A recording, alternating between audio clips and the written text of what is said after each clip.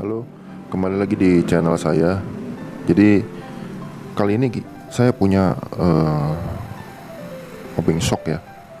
Di sini saya beli murah waktu itu di salah satu toko online 25.000 nih. Ya meskipun kualitasnya saya udah tahu ya kayak gimana, tapi ini tuh jadinya karena murah. Ini doll. Jadi ini kalau diputer kita mau ngencengin atau mau ngendorin tuh dia ngikut muter semuanya gitu. Jadi ya doll lah. Nah ini dalamannya seperti ini. Ini kan masih bagus ya.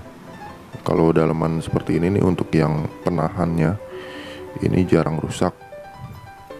Nah sekarang kita mau ngatasin supaya dia kenceng, supaya dia ya layaknya kunci shock mahal lah kayak gitu. Ini kita siapin grease atau gemuk.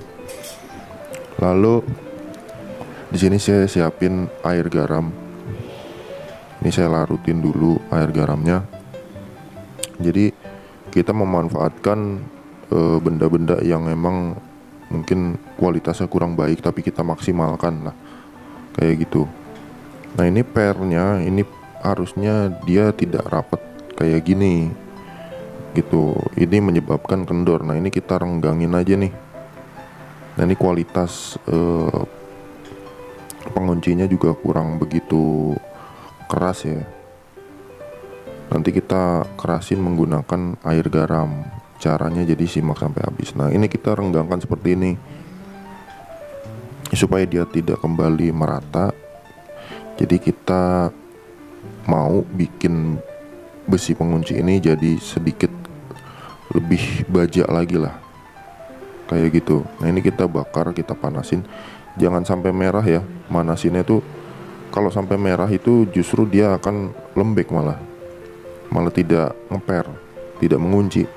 Jadi kita cukup panasin aja. Kalau misalkan memang menurut kalian tuh udah panas banget, nanti kita tinggal cemplungin aja ke air garam. Ingat ya jangan sampai merah ya bakarnya. Jadi cukup panas. Nah, kita cemplungin di sini. Nah udah kita cemplungin aja. Nah ini dia udah jauh lebih keras ya dari sebelumnya dan tidak akan balik lagi ya, tidak akan balik pipih lagi dia. Nah ini dia, ini kita coba. Nah dia tidak balik pipih ya, melainkan kondisinya renggang. Memang itu yang kita harapin. Nah ini satu tambahan, kita siapin tembaga ya, tembaga bekas listrik. Untuk apa? Jadi fungsinya untuk mengganjal nantinya. Jadi kita pasang dulu, kita rakit ya. Ngerakitnya juga gampang banget, teman-teman pasti bisa semuanya. Cukup mudah ya. Ini terbalik ya saya. Jadi hanya cuman ya sekitar 4 komponen aja. Jadi nggak begitu ribet. Untuk masang atau bongkarnya juga nggak ribet. Nah ini kita rakit dulu ya. Kita rakit. Nah fungsi tembaga ini untuk ganjel bagian atas. Nah, pertanyaannya mungkin ini bakal rusak nggak bang? Kalau tembaganya itu nggak akan rusak sih menurut saya, karena fungsinya hanya untuk menekan gitu. Nah ini udah lumayan agak menekan ya, ngepres. Tinggal kita pasang bagian pengunci gitu yang kita rendam tadi. Biasanya tuh karena kebanyakan kunci shock murah itu rusak tuh karena memang sebenarnya kualitasnya cukup bagus, tapi dari pabrikasinya itu memang dia longgar. Sedangkan di sini dia nggak pakai baut-bautan, tapi hanya pengunci gitu. Nah itu yang bikin rusak. Nah ini udah kenceng, udah nggak ada yang renggang satupun. Pokoknya kuncinya itu jangan sampai renggang sedikit pun gitu. Jadi kata kuncinya cuma ada di situ aja gitu. Nah grease-nya untuk apa, gemuknya untuk apa? Untuk di bagian pegas, di bagian putaran ya, untuk kita mengubah kiri dan kanannya.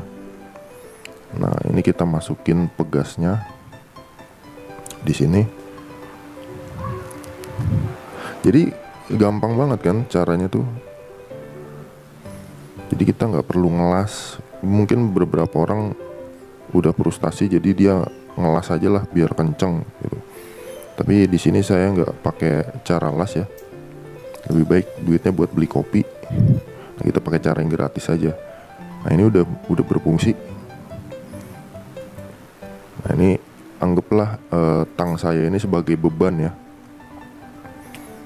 Karena kebetulan tidak ada yang saya mau buka.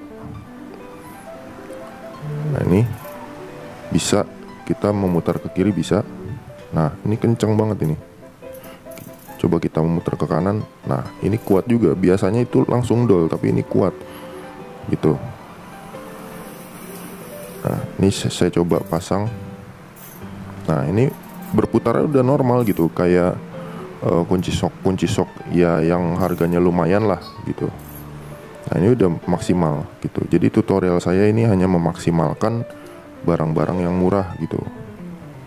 Nah jadi ini agak sedikit terlepas ya, belum saya kencangin banget nih. Karena memang udah keras banget dia penguncinya. Nah ini saya kencangin lagi. Nah sampai dia bunyi klik, itu udah ngunci tandanya. Nah udah ya. Nah ini udah normal banget nih. Malah lebih bagus settingannya daripada kita beli awal-awal gitu. Jadi kita modifikasi sedikit aja lah gitu. Nah ini udah bisa kita fungsikan. Jadi caranya cukup mudah aja, jangan sampai ada yang kendor. Udah itu aja teman-teman. Jadi udah ya, tutorialnya itu aja, sederhana, tanpa kita las ya, tanpa apa ya kita harus beli lagi. Jadi itu aja tutorial singkat dari saya. Semoga bermanfaat ya. Bagikan ke teman-teman lainnya jika punya barang seperti ini. Jadi jangan lupa subscribe, like, dan komen. Dan sampai jumpa kembali di video berikutnya.